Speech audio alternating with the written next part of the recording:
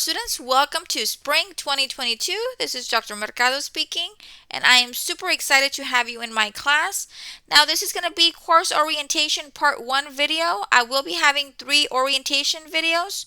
It is super important that you listen to all 3 course orientation videos, as I am going to provide you with very important information. Okay. Now for the spring 2022 term, I am going to be teaching 3 different classes. I'm going to be teaching accounting 1303, 1329, and accounting 2401. Now this course orientation is for all of my students. This includes my online as well as my face-to-face students. Okay, now these are the course sections that I am going to be teaching. This is as of today. I am recording this lecture before the semester begins. That way I can have all of the information available to you by day number 1. Okay, so I have my online classes and my face-to-face classes. I am going to be teaching accounting 1303, sections VO1 and VO4 for Introduction to Accounting 1. I'm going to be teaching accounting 1329, sections VO1 and VO2. This is payroll and business tax accounting. And I'm going to be teaching accounting 2401, section VO1. This is principles of financial accounting. These are my online courses. So I have 5 classes online. Okay. Then I will be teaching 2 face-to-face classes. I'm going to be teaching accounting 1303, PO1, Introduction to Accounting 1. That class is going to be at the Pecan campus Monday and Wednesdays from 10 to 11:45 a.m. And then I'm going to be teaching accounting 2401, PO1. That's Principles of Financial Accounting. That will also be a Monday-Wednesday class at the Pecan campus from 1 to 3:50 p.m. Okay. So I am going to be teaching a total of 2, 4, 5, 6, 7 different classes. Okay. So I'm going to be pretty busy. It's a pretty busy semester. But I'm very excited and eager to get started. Okay. Now, before I begin, I do want to make an important announcement. Classes begin January the 18th. That's a Tuesday. January the 18th. Now, this is more for my face-to-face students. All face-to-face courses offered at STC campuses will not meet face-to-face week number 1. So week number 1, all classes will be online. We will resume to face-to-face instruction the following week. So it says here, face-to-face courses are expected to resume on campus on January the 24th. Okay? So week number 1 does not mean that you do not have class. No. Week number 1 means that you have to go into Blackboard and do whatever I instruct students to do for week number 1. We will not be meeting face-to-face. There is no need for you to commute to the Pecan campus. The following week, you will start showing up for your designated class times. Okay. Online students, nothing changes. We are going to resume as normal. Classes begin January 18th. Everything will be online. Okay. This is the latest news that we have based on the continuous growth of COVID-19, that Omicron virus that is going around, that is causing a lot of newly infections with COVID. So if anything arises during the semester, we faculty are prepared to transition our face-to-face classes to online if needed. Okay, just make sure that you as a student are prepared, that you have a computer or a laptop or an electronic device where you can complete your assignments, and you have internet, okay, because you need that to be able to complete your classes. But as of right now, that is the only news. We are expected to return face-to-face on January the 24th. Okay, so at South Texas College continuously provides information about, the number of cases, COVID cases in our campus, any news, updates. If you go into Blackboard, which I'll go over that in lecture number 2, there is a COVID-19 tab on the top right-hand corner, and you can get the latest news about COVID-19 related to STC there. Okay, so I just wanted to share that with you. That way you know. Please mark your calendars.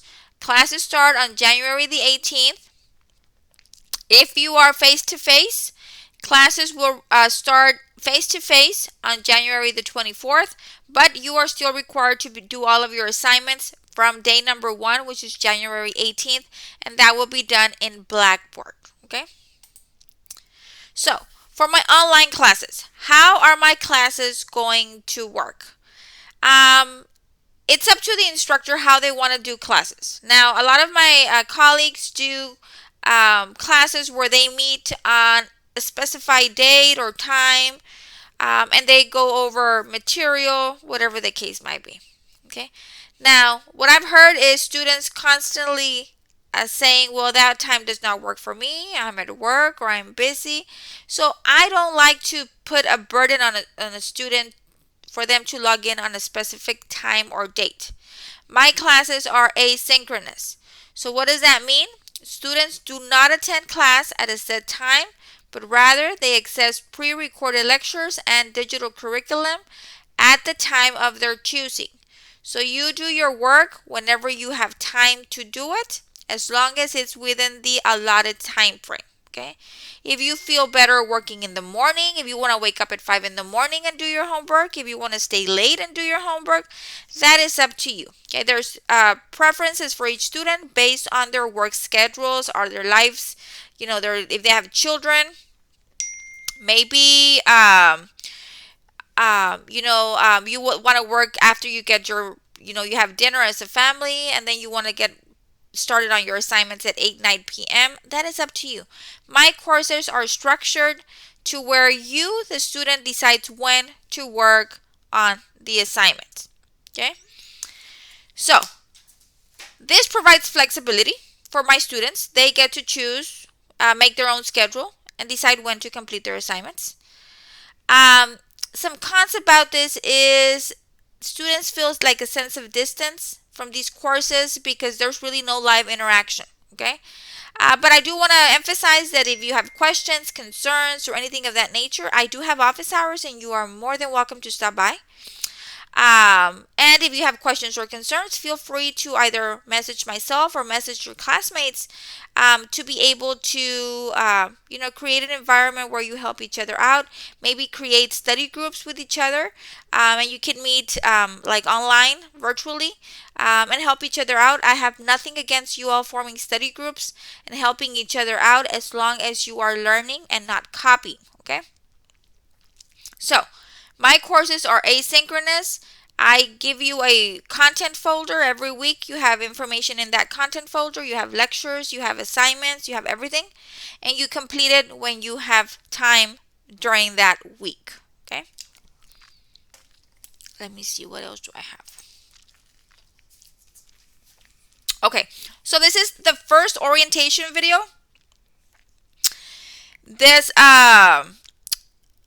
orientation video is basically an overview of the course, like information about myself and what to expect in the other 2 orientation videos. Now, part 2 of the orientation video deals with Blackboard. That includes the Blackboard layout, the start here, course content, messages, announcements, and the gradebook. Part 3 video deals with Cengage. I introduce what Cengage is, how to create an account in Cengage, how to access Cengage. Most of our assignments are to be completed in Cengage, so you need to have Cengage access, okay? How to access your assignments, your gradebook, your resources, everything. So it is very important that you listen to all 3 orientation videos. The first video, which is the one that you're listening to, is just an overview. That way you get to know a little bit about myself. And then part 2 deals with Blackboard, and part 3 deals with Cengage, okay? So, for those students that are not going to have me face-to-face, you probably do not know what I look like. So I included a picture of me both in Blackboard and here in the orientation video. Okay, I've been a full-time instructor here at STC since fall of 2014. I love it here. I love meeting students. I actually miss my face-to-face interaction. Due to COVID, we haven't had face-to-face classes in a while, or I hadn't been privileged to offer a face-to-face class. So now that I'm going to be having 2 face-to-face classes, I am thrilled and super excited because I do miss that face-to-face student interaction. Even though I have some wonderful students that always visit me during my office hours, they ask questions. I love it there that as well, that students reach out to me. But I've been an instructor here since 2014, And like most of you, I started my educational endeavor here at South Texas Community College back in 2001 when I got my accounting clerk certificate. Okay. So, why did I start off with a certificate? Well, I started off with a certificate because, I was smart. Back in the day, I considered myself a smart student. But high school versus college is very different. So I wanted to start off kind of like low to see how the classes were, kind of like get my feet wet. Okay. So I got my certificate and then I decided, okay, I got this. So then I went for my associates. I finished my Associates of Arts in Business Administration in August of 2004 from South Texas College. At that point, STC was not offering any bachelors, so the only option we had was to go to Pan American, okay, the University of Texas Pan American, which is now UTRGV. Okay, so I transferred over to the University of Texas Pan American, and in December of 2006, I finished with my bachelor's in accounting. Okay. I continued with my education, and then on December of 2013, I completed my Master's of Accountancy from the University of Texas Pan American. And then recently, I decided to go back to school, and I completed my Doctor's of Philosophy in Business Administration with specialization in organizational leadership. Okay, now important to note. And I've heard the comment before from some of my students. Well, Miss, it's because all you did was go to school. No, all I did was not just go to school. I'm just like you. I am poor. I come from Mexico. I was born in Reynosa, Tamaulipas. I came to the United States as an illegal immigrant. And I had it very difficult growing up. Okay. So, no, I just did not go to school. All of this time that I was going to school, I was working. We were migrant workers. And then I got married at a very young age. I got married when I was 18. I started working at HEB, and then I started working in maquiladoras. I've been working all of my life, okay? So I've never actually not worked. I've been working since I was a kid when my dad would take us, to the fields. So I have not had a break in never. I've always worked. So, and during this time, after I completed my associates, I went to work for a bank. And I loved it there. I love banking, and I grew my career in the banking field. I have over 13 years of experience in banking with emphasis in accounting and operations. I used to manage the accounting department for a $2.3 billion bank, preparing financial statements, paying invoices, doing reconciliations, preparing budgets. I have hands-on experience. I then was promoted to vice president of banking operations. I worked on different projects in different areas of banking. I developed or helped developed, a platform for our tellers and our personal bankers. I work closely with the IT department, with the human resources department. I was responsible for hiring and firing individuals. So I do have work experience. Okay, I've been out there. I've worked. I know what employers are looking for, the technical skills that are required, the professional skills as well, being able to work well with others, communicating well, not being shy. That's something very important. A lot of people, when they get a new job, they tend to be very quiet, and if they're in doubt, they stay quiet. No, speak up, ask questions, be intuitive. I want to learn. I'm here to learn, so, teach me, allow me to give it a try. Okay. So this is a little bit of background about myself. If you ever have any questions, my office door is always open to you. I have office hours, which I'll go over in a bit with you, but I'm available to assist you. And I wish you an awesome, awesome semester. Okay. So this is just a little bit of information about me. Okay. Now, weekly task. Okay. I posted your syllabus on your individual course. I highly recommend that students print out their syllabus and create a folder for my class. Okay. In your syllabus, you're going to have a schedule of what we're going to be covering each week. Okay. There is no excuses as to, Miss, I didn't know it was due or what was due or when it was due. Everything is on your syllabus. Aside from your syllabus, you will also find that information in Blackboard. And on top of that, I also post weekly announcements reminding students of what they need to do for that specific week. Okay? It is very important that you read your designated chapters. Okay? Do not skip that part. Reading is fundamental. Okay? I will not be going over the content being covered in the chapter. The student is responsible to read. If they have any questions, then you can address them to me. My lectures, I'm going to be recording lectures. My lectures are more problem solving oriented. We apply what you read to problems and then we solve those problems. So I will have my lectures based on problem solving. Okay, more of the lab components. Okay. I provide students with PowerPoints that provide key information presented in the chapter. Please utilize those PowerPoints to take notes when you're reading. I provide lectures in Blackboard, and like I said, those lectures are more problem solving oriented. Once you read, you review the PowerPoints, and you review the lectures, you can begin working on your assignments. Okay. You have quizzes and homework each week. The quizzes are multiple choice, fill in the blank. The homework are problem solving. You have to complete a specific task. Okay. Please do not fall behind. Okay. Classes begin on January the 18th. Make sure that you are aware of what needs to be completed each week. I do not offer extensions. Okay. It is not fair for you to get an extension just because you were lazy, just because you forgot, just because you couldn't keep up with your assignments. Okay. It's not fair to the rest of the class. Everybody has the same opportunities in my class. Now, if you encounter an emergency, okay, that is going to prevent you from meeting the assignment deadlines, then you communicate with me and I will work something out with you. Okay. I am a very understanding professor. Okay. I know life happens. If you let me know, we will work on it together. Now, this is if you have some type of an emergency. This does not mean that, well, miss, I was working and I completely forgot to do your homework. That is not an emergency. An emergency is if you have your children, they're sick, they're in the hospital, you're sick, you had surgery, you had a baby, you know what, something happened.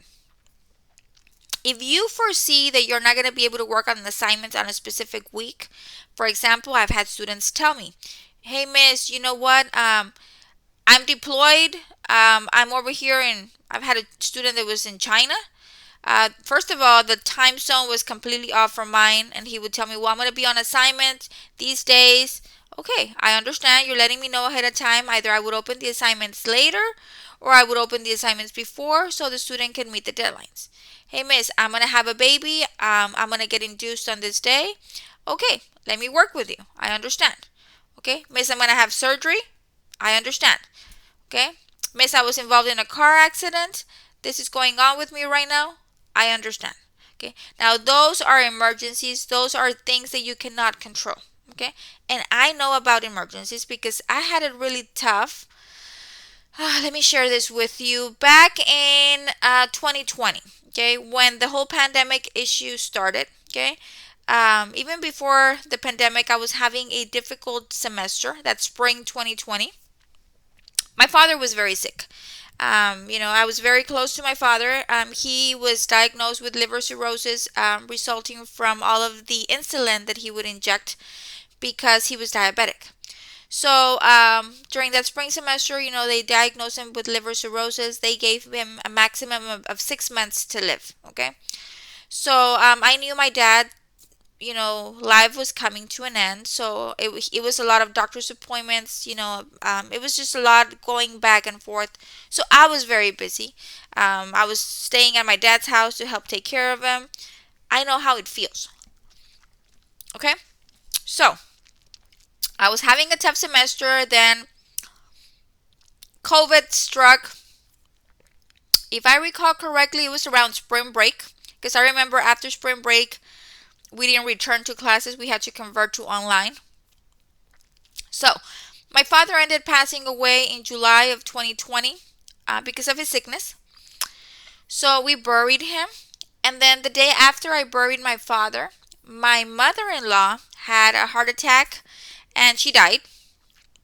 So she passes away the day after I buried my father. So then during that time frame, this is in July of 2020, COVID was at its peak at that point in time. So we attend my mother-in-law's funeral and we get infected with COVID. Okay, my whole family, my husband's side of the family that attended, we all got COVID. His brothers, his sisters, nieces, nephews, we all got very sick. Okay. So my husband and myself and my two daughters. I have four children, but two of them were already out of my house by that time. My other two children that were living with me, we got COVID. So, it was a very difficult time. A time of uncertainty because we did not know much about this disease, right? So, we were all healthy, and we thought that we were gonna make it through. Okay, we said, okay, it's gonna be like a cold. We'll just take a lot of medication. We followed up with the doctor. They gave us a whole bunch of medications, like to help strengthen our lungs and our system, our immunity system, and we did everything that we were asked. My husband got hit the hardest. Um, he had a difficult, in part, mainly in that point in time was because he was obese, and obesity was a major factor. I guess he was hitting people that were overweight a little bit more. So after 2 weeks of battling COVID, my husband was just getting worse and worse. I had to take him into the hospital. He had developed pneumonia. He was 2 days in the hospital. He was doing better. I was very happy, very blessed. The doctors were saying, what his oxygen level was being reduced. The amount of oxygen he was taking in was being reduced. He was progressing okay to the medications. Okay. Here comes day number 3.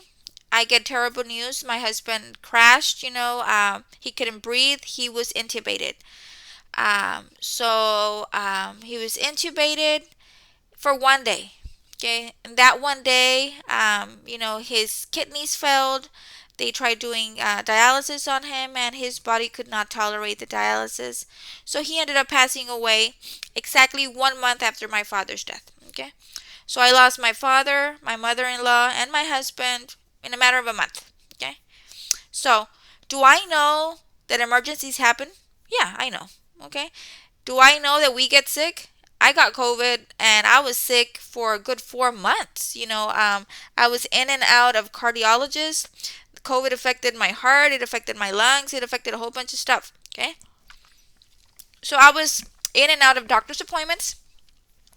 So I know, that sometimes we don't plan for these things, they just happen and it's out of our control.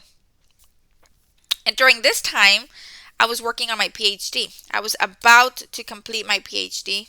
I was in my last classes, and I spoke with my teacher and my instructor, and I said, this is what's going on. She was very comprehensive. She worked with me, and I appreciated that very much because without her support, I wouldn't have been able to finish my degree and stay on track.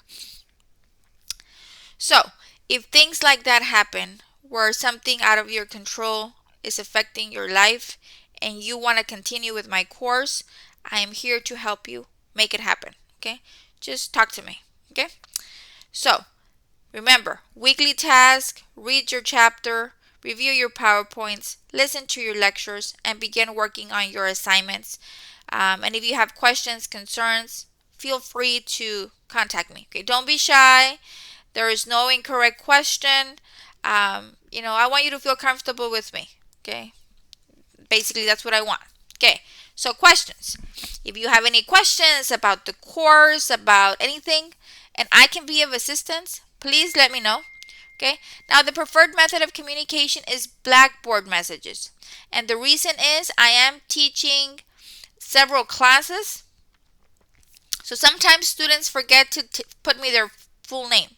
Sometimes they say, hi Dr. Mercado, this is Maria and I have a question about this. And I have 10 Marias in my class. And now I'm trying to figure out what Maria is this. Okay? So if it's a Blackboard message, it automatically populates your name and the course that you're in, and I'm able to address your question better. Now, if you want to use regular email messages, that is perfectly fine. I check my emails on a daily basis. Just make sure that if you do email me, just a regular email, that you include your full name on your email, that you include what class and section you're in. That way I can trace you back to a class and a section.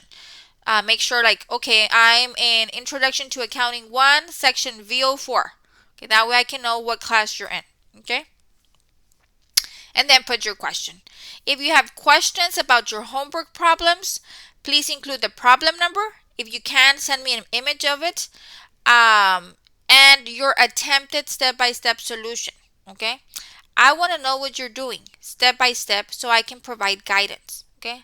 So I want to see your work, and that way I can let you know, well, in this step you rounded incorrectly or you did the incorrect calculation. Fix this and then redo your calculations and you should be good. Okay? I want to see your work. Okay?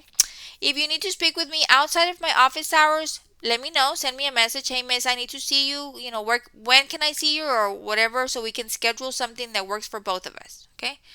For spring 2022, my office hours are Monday and Wednesdays from 11:50 a.m. to 12:50 p.m. You have an hour Monday and Wednesdays. And then Thursdays, you have a 3-hour window where you can go see me. Maybe you work. Maybe you can use your lunch hour to go visit me. So I'm there from 12:30 to 3:30 p.m. Okay? To have a successful course, it is super important that you stay organized from day number 1 and you do not fall behind. Okay? Like I stated before, I do not grant extensions unless there's a family emergency or some kind of an emergency. All assignments are due on the designated due dates. If some type of an emergency is happening in your life, please let me know. That way I can, write it down, keep up with you, and I can help you stay on track with your assignments. Okay? Maintaining communication is very important. I don't want you coming to me the last day of the semester and at that point telling me your life story, because at that point I can't do much for you. It's the end of the semester, okay? So don't wait for the end of the semester. If something's happening to you this week, make yourself 2-3 minutes of time just to shoot me a Blackboard message and keep me updated as to what is happening, okay?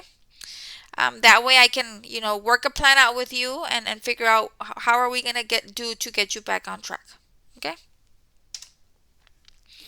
So, I am looking forward to an awesome spring 2022. Please make sure that you listen to orientation videos part 2 and part 3. Remember, orientation video part 2 deals with Blackboard. Orientation video 3 deals with Cengage. Okay? Make sure that you complete all of your assignments on week number 1. You are going to have a quiz, which is basically a course orientation syllabus quiz, and that is basically used for attendance purposes. I need to keep track of your attendance. And because all classes will be online the first week, that is going to basically show me you complete that assignment, and that shows me that you're active and you're participating. So make sure that you complete that quiz on Blackboard for attendance purposes. Okay, so that is basically it. I'm Dr. Mercado, and it's a pleasure having you as a student in my Spring 2022 courses. And I wish you nothing but the best. Stay safe out there, and until next time, have a wonderful day.